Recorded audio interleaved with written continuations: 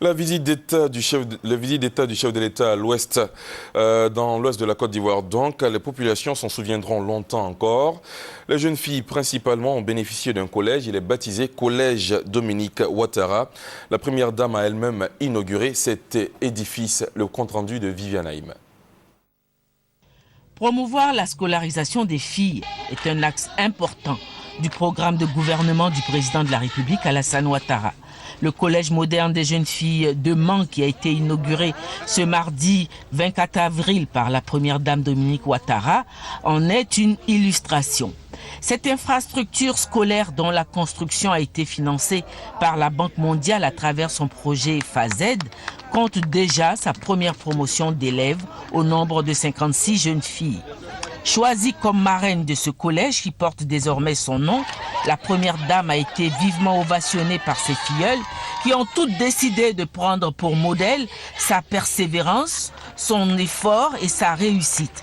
Des doléances lui ont été soumises comme la construction d'un préau au sein de l'établissement, la création d'une bibliothèque et d'une salle multimédia.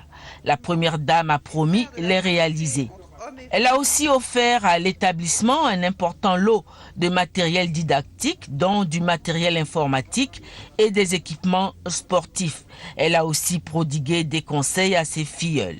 Mes chères filles de Mans, le rôle primordial que joue la femme dans la bonne marche de la société n'est plus à démontrer.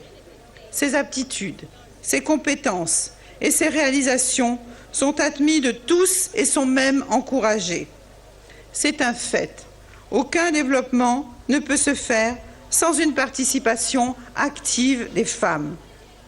Dans une société déjà marquée par une forte présence des hommes, il ne sera pas facile de vous faire une place.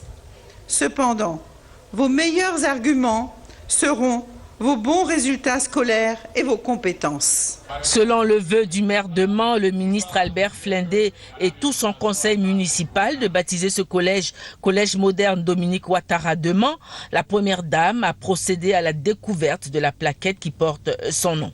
Après cet établissement scolaire, la première dame s'est rendue à la pouponnière de Mans qui compte de nombreux petits orphelins dont beaucoup ont perdu leurs parents pendant la crise post-électorale. La première dame a offert à ce centre d'accueil d'enfants de nombreux dons en vivres et non-vivres.